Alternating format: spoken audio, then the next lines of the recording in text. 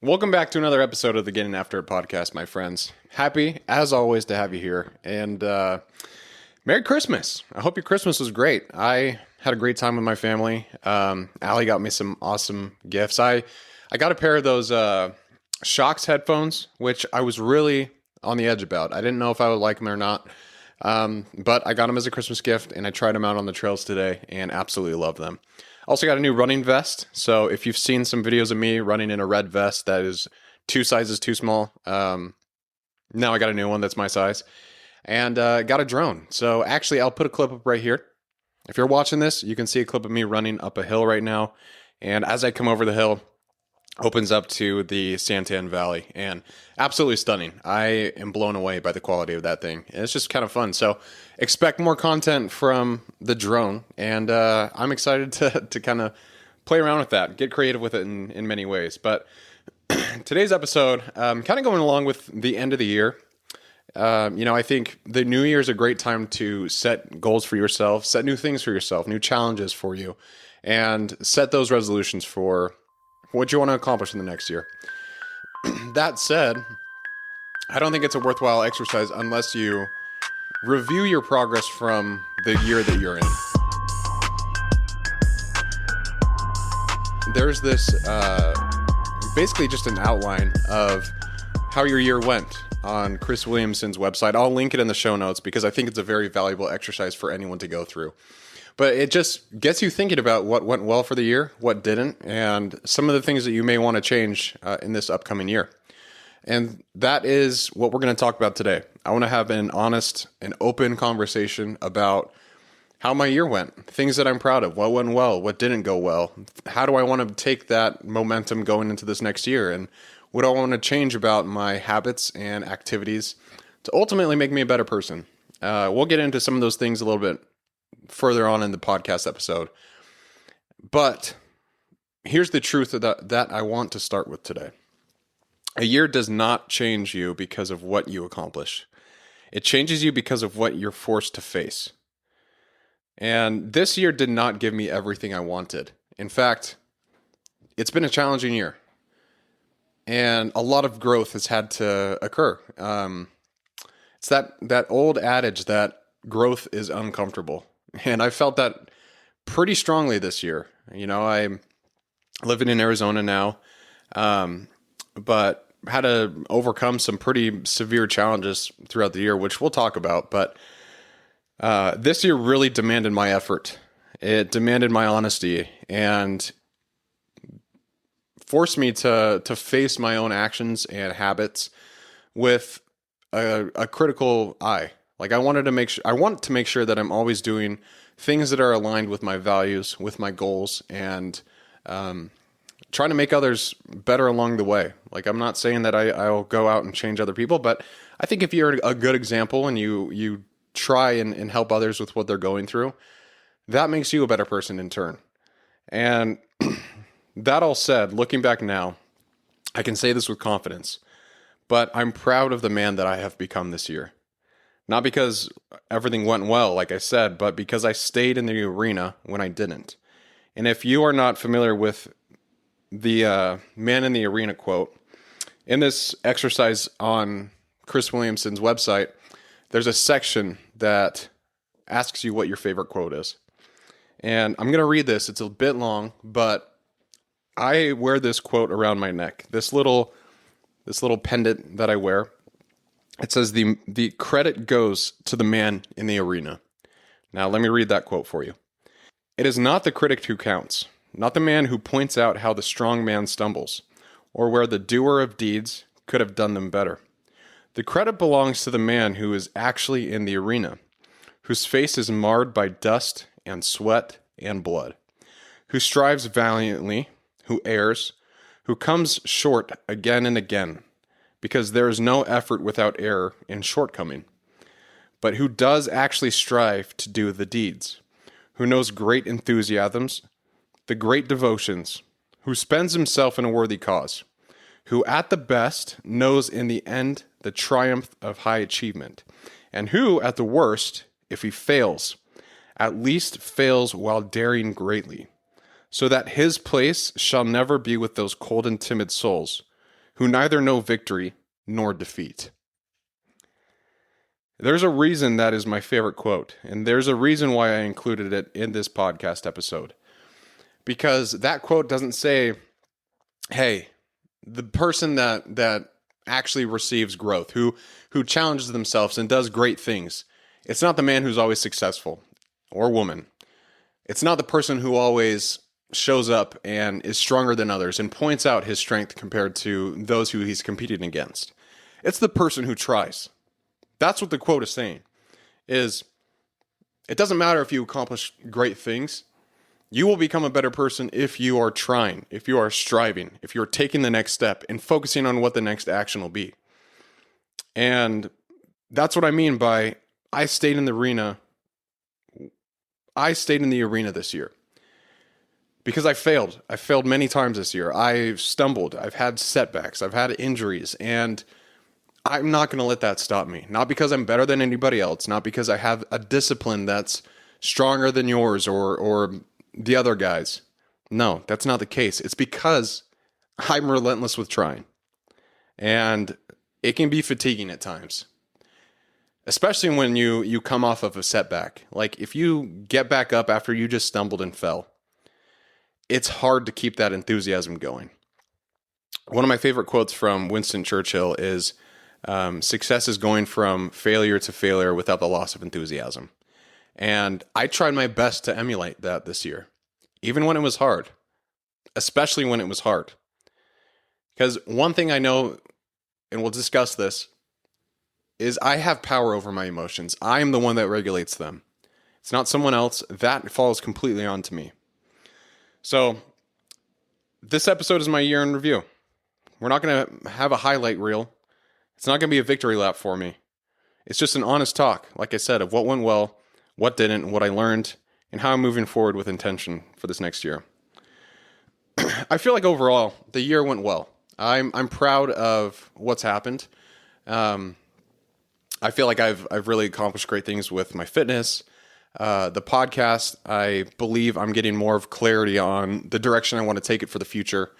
Things went well at work, and I feel like my relationships have been very strong.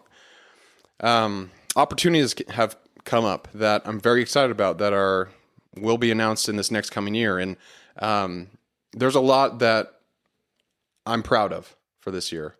Also, like there's things that sucked, like getting injured not too long ago. That was horrible. And I'm still overcoming that. It doesn't happen overnight, right? Like I'm not going to expect a change to happen that quick. Other things that were rough is there were some hiccups at work. Like, yes, I did a lot of great things in my profession, but at the end of the day, there were some difficulties we all had to overcome as a team. And in sales, it's really hard because you have a number that you have to go and hit. And if you don't, then there's going to be some eyes on you. So overall, I think the year went well, and I'm happy about the progress that I've made. But I worked professionally, personally, physically, and spiritually. Those are the buckets I really focus on. But I worked relentlessly in each of those areas. I tried my best to do my best work each and every day. And these are all things I would consider that went right. And it's because I have the evidence that they went well. And if you look closely, progress leaves fingerprints if you're paying attention. Like you have to look for the progress. And that's why I talk about journaling so much and the power that brings, because it becomes a live log of how you're doing. And you get your thoughts out there, you understand where you're coming from, you understand what your experiences have been. And it gives you a moment to ponder, how can I get better? Where are some things I can change to really make this process, system, or exercise more effective for me, more efficient, more intentional? You have to have that data. And that's where I believe journaling comes into play, because I can see the results from my work, because I've actually documented pretty much everything that went well, what didn't, and other things that I want to improve. And that's kind of what I would just suggest to anyone is, if you are doing a year in review, if you want to see how you've done, make sure you're writing down your thoughts. And you don't have to use Chris Williamson's outline. I think it's a very helpful one. It puts it into very simple format so you can just go through and edit it wherever you want in your notes or Google Docs, doesn't matter. But I would think about questions, basically those main ones that we talked about, like what went well, what didn't, how can I improve for this next year based on what didn't go well, what habits are serving me that I want to take into 2026 and what are not that I can stop. Who has had the most influence in my life? Who do I trust the most? What are some of your favorite memories from the year? It's important to recognize each of these moments, because if you don't, life gets busy and you forget. That's why it's important to always take time to think and to ponder. And I believe one of the things that really helped me this year is I made quite a big shift where discipline stopped feeling like a chore. I don't know why that happened. I have a story to talk about, a moment where I believe this happened, but discipline became who I am. I don't negotiate it with it as much as I used to. I don't wait to feel motivated to go and do the thing. I just try and show up. Because typically, if I show up, then I'm already there and hey, let's just get this thing done. Let's start. Discipline gets me out of bed. It helps me finish my projects. It uploads another episode of the podcast. It keeps me healthy.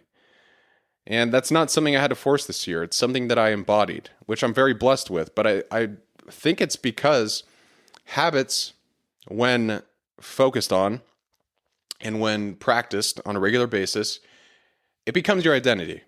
And I like to identify myself as a disciplined person. And so I try to embody that as best as I can. Of course, there's days where it is hard, right? Everyone struggles with it from time to time. Jocko even talks about it. But the thing is I know how beneficial it is to be disciplined. I know how beneficial it is to really stay focused on the goals that you have and do the work that's needed to make them happen. And this is where I'll talk about where I feel like discipline felt automatic. Just quiet consistency. And it was leading up to our 50K in Moab, Utah in October. But those 2 months leading up to it, I just felt like I was in a routine. Like I didn't have to push myself to go out and get 20 miles in. I didn't have to really tell myself like, hey, I got to go out on a run. Instead, I was like, I know I have this race coming up and I got to be prepared. So I better get up and go. And it just became kind of who I was at the time. And I didn't stop after that. And I think that's one of the reasons why that injury that I had, where I had quadricep tendonitis, I still have it. But when I felt that and I couldn't run, I couldn't do these things that I typically do on a regular basis. When that happened, it felt like I lost a sense of my identity because in my head, I was no longer disciplined. That wasn't the case. We'll talk about that a little bit later because there are a lot of lessons that I learned from this injury. But that is just my nature now. And I'm not trying to brag. Like, I'm not trying to hype myself up or say that I'm such a great person because I'm disciplined. No, that's not the case. It's just something that has been detrimental to my success and to my progress. And it's because I just try and stay disciplined. Fitness is another thing that's taught me a lot of lessons from this year. This year I ran over 2,000 miles. I beat my previous 50K time. I stayed disciplined with lifting and have built a little bit of muscle. Check this out. Muscle. At least I like to think it's bigger than it is, right? All guys want bigger muscles than they actually have. So got more work to do. But anyways, I've made progress there. And more important than the numbers is the lessons. Like the biggest one I've recognized is that I'm capable of doing more.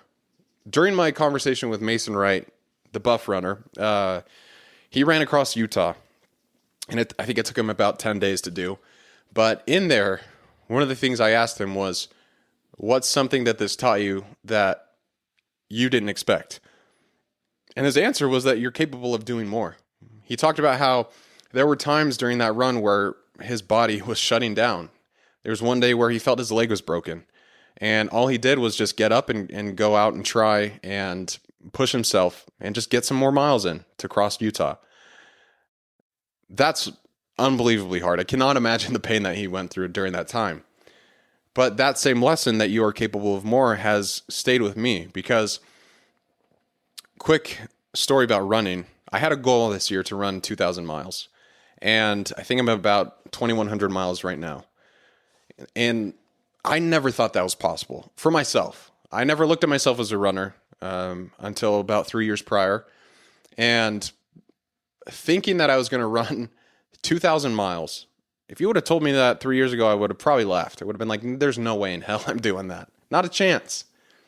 But I've fallen in love with it. I've fallen in love with the challenge. And I've learned a lot about myself on how to push myself, how to dig deep when you don't have any excuses. Those long miles, they strip the excuses away.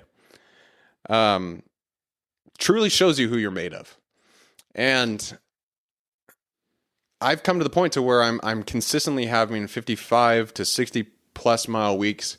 Again, nothing I've ever done before. And I know there's people out there who are much better at running than I am and who have way higher distances under their belts. But the thing is I'm proud of that. And that's what I want to tell you with this review. If you decide to do this, which I would suggest you should, but if you decide to do this, make it very personal to you. I'm talking about things that I'm very proud of. We're also going to talk about things that I'm not so proud of, but learned a lot from.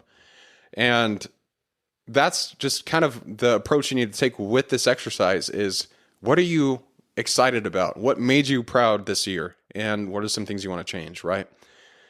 But I truly learned that I'm capable of doing more because of what fitness taught me.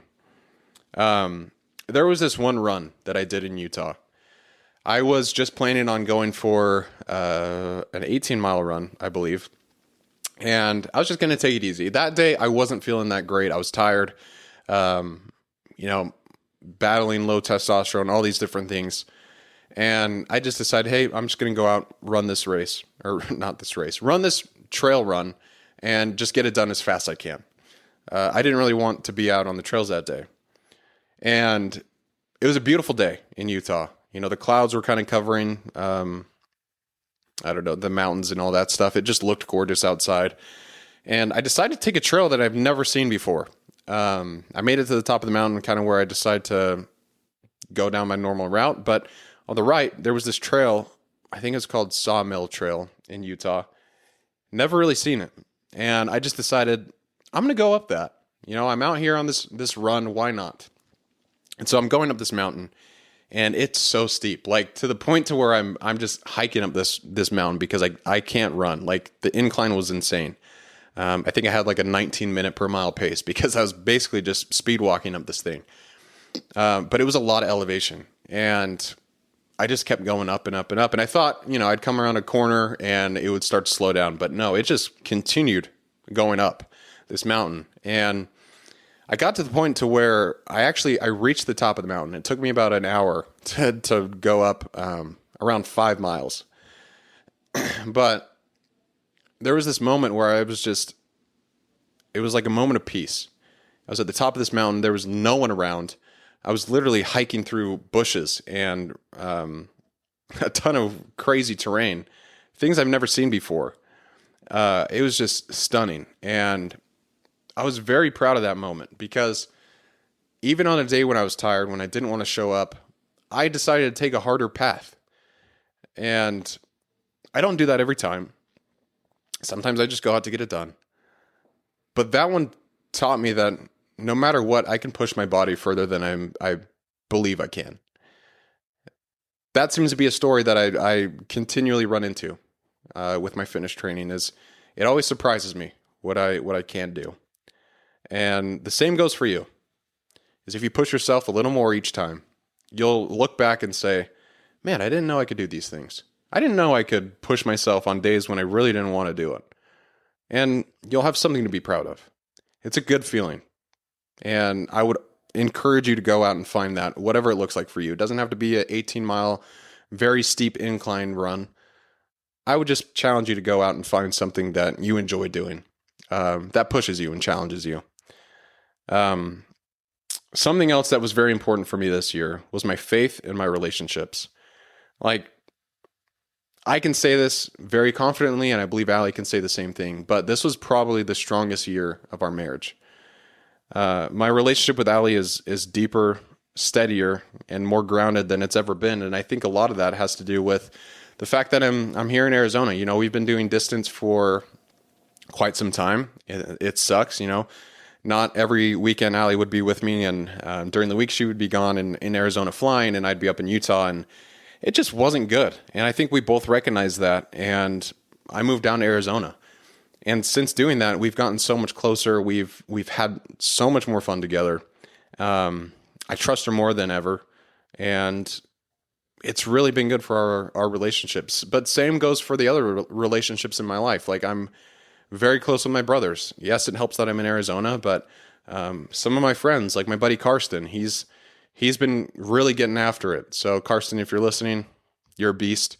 But now, like, he's one of my closest friends. He'll call me randomly throughout the day, and like, I will never miss those calls now, just because I love that dude. And that's something that's kind of changed for me too, is relationships have become much more important to me than they used to be. Not saying that they weren't before, but you know, I many times put work, I put my own personal aspirations and sometimes even my fitness above the relationships with others that I have. That's not necessarily a great thing to do, because at the end of the day, those people are going to be there for you when you are going through hard stuff, when you are in need of a friend, when you struggle and have questions and just need some support.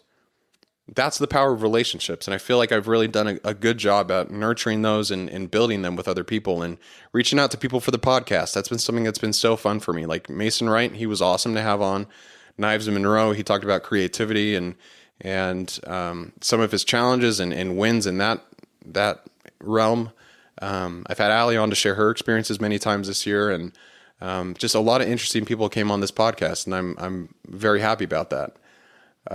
The other thing I would say is my faith became something that I leaned on, and not necessarily just something I believed. I've always believed that I needed to have strong faith in God. And this year, I did intentionally make time for God. And I felt his influence more clearly in my life. And that matters more than any other metric to me. I had to rely on him quite a bit. You know, Allie and I, we've been battling infertility, and it's not her, it's me that has the issue. And this year we started a treatment with, you know, kind of the last hope to have kids naturally and biologically. And I had some long conversations with God during those times. I let him know what I was feeling. I had faith that he was listening, and I trusted that he would take care of me. If you don't believe in God, believe in something greater than yourself. That could be a higher power. That could be, you know, the universe. But I know that God's real, and I know he listens. And this year has taught me that. So don't discount God. If you need a little bit extra strength, he's there to offer it for you. One thing that I wanted to share is just how you can make memories with the little things in life. This is actually a very recent experience. So Allie had to go to training on December 21st in Las Vegas, and she was going to be there until Christmas Eve.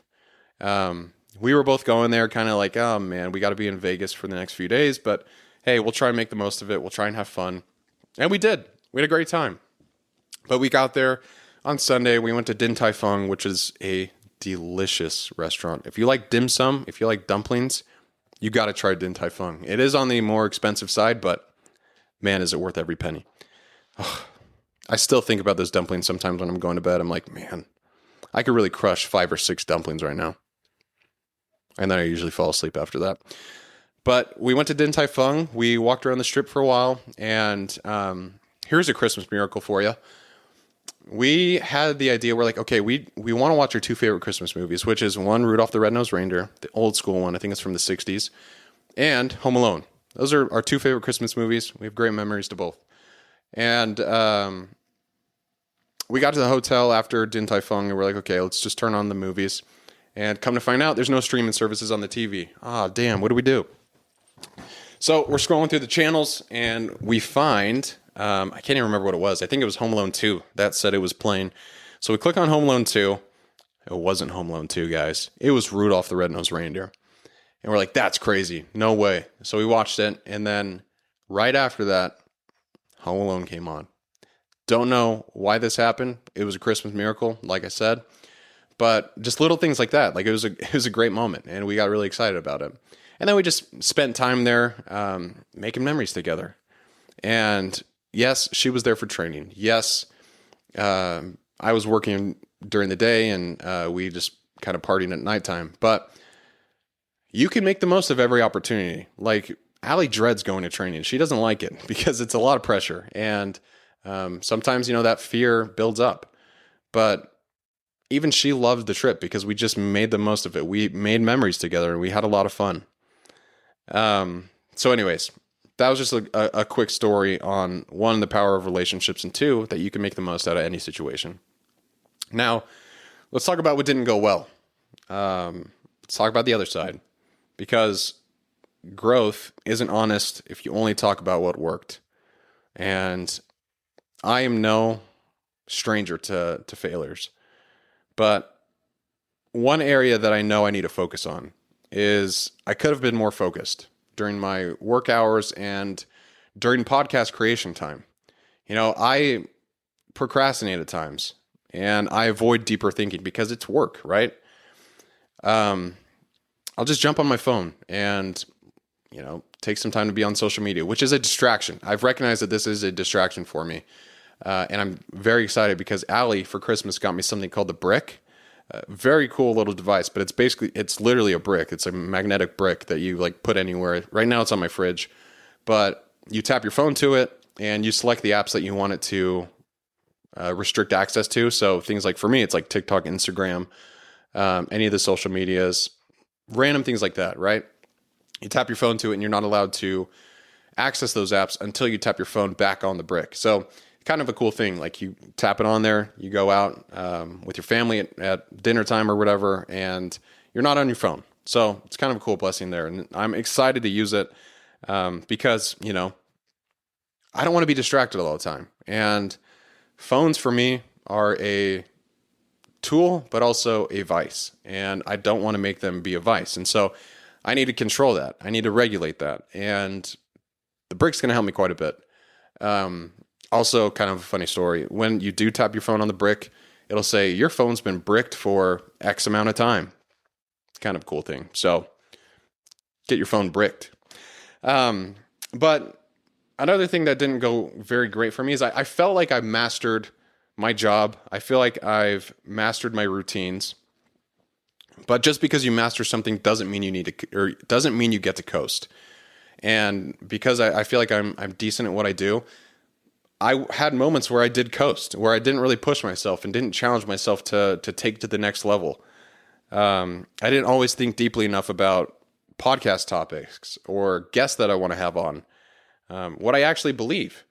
And that's all on me. I am not, just because I say I master something doesn't mean I actually am a master. This is what I believe, that I mastered these things. But in the end, no one truly masters anything. Like, there are experts out there, but there's always things you can be doing better and improving on.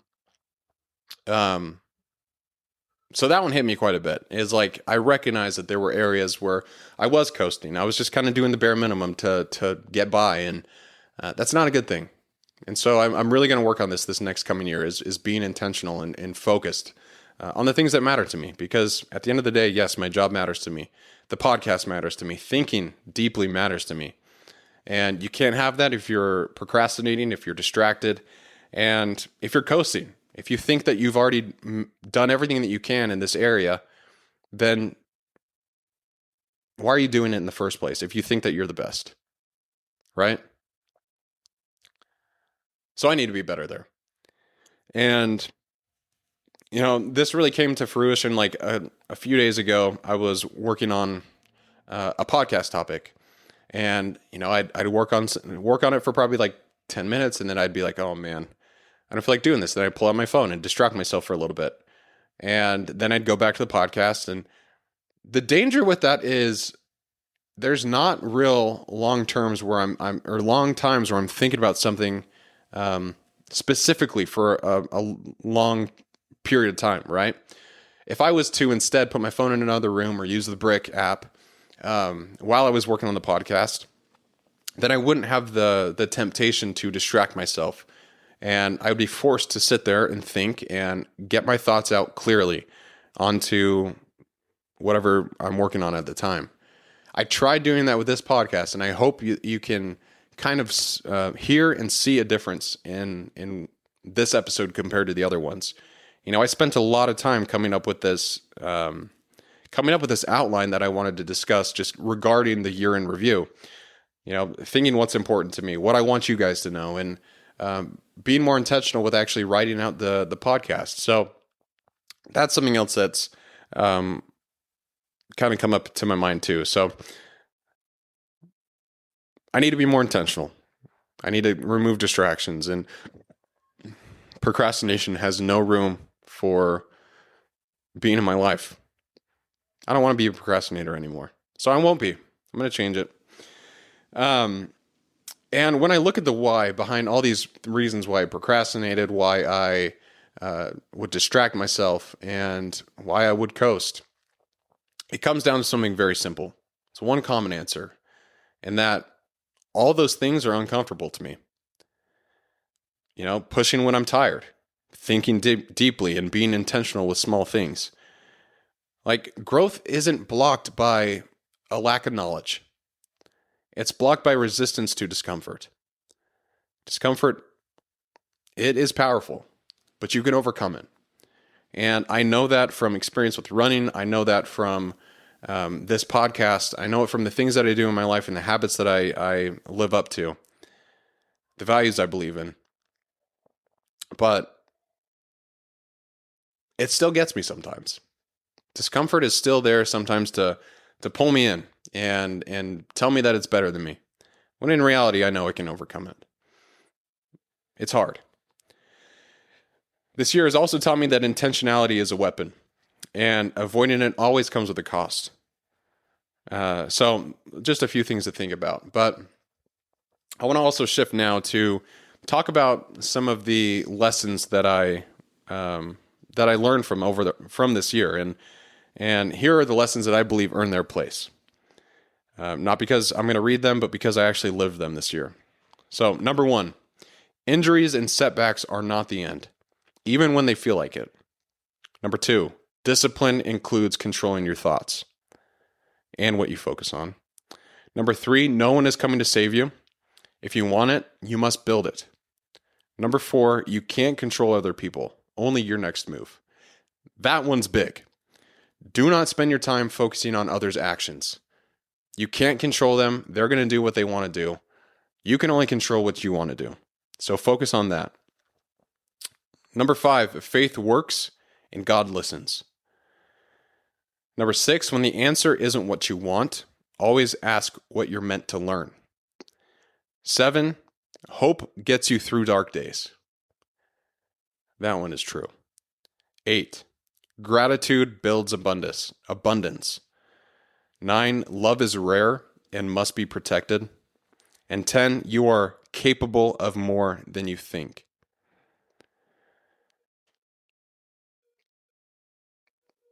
Another thing I want to discuss is that growth does not happen alone. It is a team effort. And this year, there have been a lot of people who have shaped me, but 3 really stand out. The first, of course, is my wife, Allie. She is literally love in action. She embodies love. She's made me less afraid of the future, especially when it comes to fatherhood. That has always been something that scares me. But seeing her love me and seeing what kind of woman she is does not make me fearful of becoming a father. There's a lot that I am nervous about, I'll say, but I'm not afraid of it as much as I used to be. And I think a lot of it's because of how I see Allie and how she treats me and the love that we share. She's also taught me what it means to work hard. This year she's done a full year of her Siblings in Crime episode with her brother, or her Siblings in Crime podcast with her brother. And she's put out almost 52 episodes. The rest are coming out next week. But I'm so proud of her, of committing and staying committed to the goal throughout the year. That is something that is so hard, especially in the beginning of a podcast. Starting it is so difficult. On top of that, she's been killing it as a pilot. She's been doing great work with her fitness, and she's always trying to improve herself. The second would be one of my mentors. His name's Bryce. He believed in me enough to challenge me. He put me through very uncomfortable situations that have forced me to grow. He is my boss at work, but he's also someone I look up to and admire. And we have conversations all the time about, things that I want to learn from him. And he mentors me and he talks to me. But he's also someone that believes in me. He knows, or he says that he knows I'm capable of much more than I'm doing now. And because of that, he's put me through some hard things. He's challenged me at work. He's pushed me to, get out of my comfort zone and take that step into fear. And without someone who believes in you like that and pushes you to do these things, growth is much more difficult. If I was at work by myself, I don't know if I would go and do the things that he made me do. But, he kind of forced it upon me and I had to act. And that is something that I truly value and I admire about him is he tries to make you recognize your potential. And I'm very grateful for that. And my brother Drew. I have seen him become one of the most consistent people I've ever seen as a runner. He's a great dad. He raises his kids with love, and he's one of my best friends, if not my best friend. And I'm just glad that, I have someone to look to as an example for what I want to be like as a dad and how I want to show up and be an influence and an example to my kids. It's a standard that I respect. There was one day when Drew and I were running the mountains together, and we were just talking about life and how heavy it is. And it was during a time when I was going through some hard conversations with doctors about my infertility. And I just remember him looking at me and saying like, hey, the time will come when you're going to be a dad and you're going to be a great dad. And I don't know why that stood out to me so much, but it's just going back to that thing with Bryce. Like Drew is someone who believes in me. He says that I've helped him a lot with running, and I'm sure that he's going to help me a lot when I become a dad. Allie's not pregnant yet. I don't want to get anyone excited, but she's not pregnant yet. But when that time comes, that's going to be my main focus, is being a father. Yes, the podcast is still going to happen. Yes, I will still go out and run long distances. But at the end of the day, that child is going to be my number one priority. And, having someone who's been through it, Drew's battled with infertility with his wife, and he understands it very well. And it's just nice having someone who's been there, who understands that issue, kind of say these things about you. So the last thing I want to talk about very quick is one of my favorite thought exercises. And I think a lot about my 85-year-old self. What do I want that person to look back on the years that I'm in now, and how do I want them to think about them? Do I want them to be regretful of the choices that I made or the things that I did? Or do I want them to look back with nostalgia and be proud of the man that I became? And so I ask myself all the time, well, what would ruin 85-year-old me? What would ruin their life? And it's things like laziness, neglecting relationships, forgetting God, avoiding challenges, trying to take the easy road, trying to just coast, like I was saying earlier, and be distracted all the time. I think if I was 85 and I look back, and if I continued those patterns and I continued those habits, I would be regretful. I wouldn't be proud of the man who I was during that time. And I think about what would he wish I did more of. That's things like love love deeply my family members, my wife, my friends. Like, love goes far. He'd want to have me build meaningful things that I'm working on. He'd want me to take care of my body, spend time focusing more on my interests, and lead myself well.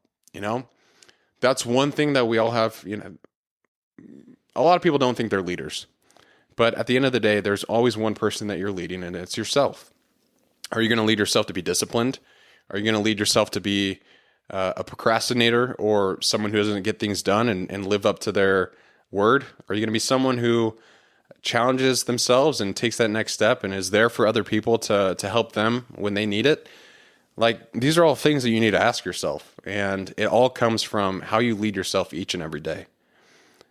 I don't know what the next year holds, but I do know who I need to become to be the best version of myself. I need to be a leader. I need to be known as a man of faith. I need to be a disciplined husband, and I need to be a future father who shows up fully. On top of that, I think it's important to be hopeful, to be aspirational, and to be present. That's why I'm so excited for that brick thing. It's going to help me be so present. And those are all the things that I want to be in this next year.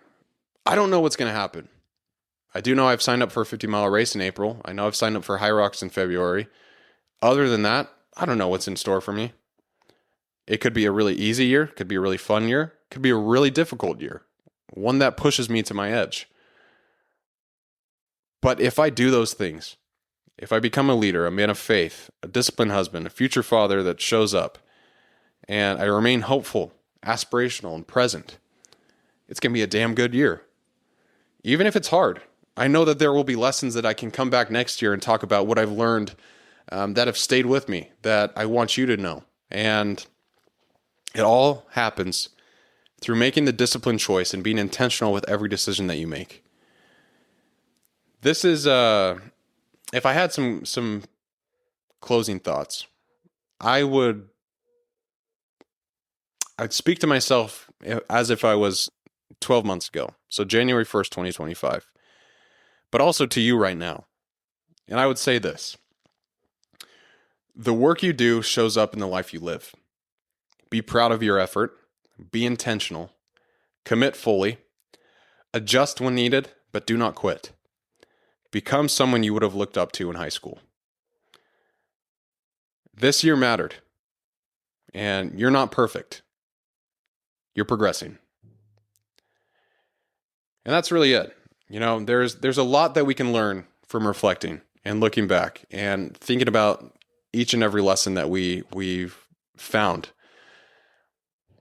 Once you reflect, you know, you have a waypoint of how you can improve. And I would really encourage you to do something similar to this exercise. It doesn't have to be as in-depth as the one that I did, but I would just ask yourself, you know, what went well? How can I improve this next year? And then write down your thoughts. Because then you'll start the year strong. You'll have an idea of where you want to go and what you want to become. I appreciate you guys for listening to this episode. It was a little bit more focused on me, but again, I want to share the lessons that I've learned because they've made me a better person, and I know they can do the same for you. And so if this helped you at all, please leave a like, rate the show on Apple and Spotify. That always helps, and share it with a friend. I always appreciate this going around. So it's going to be a good year, guys. 2026 is going to be a great year for all of us if we are intentional, if we make the right decisions for progress towards our goals, and if we hold our heads high and remain hopeful.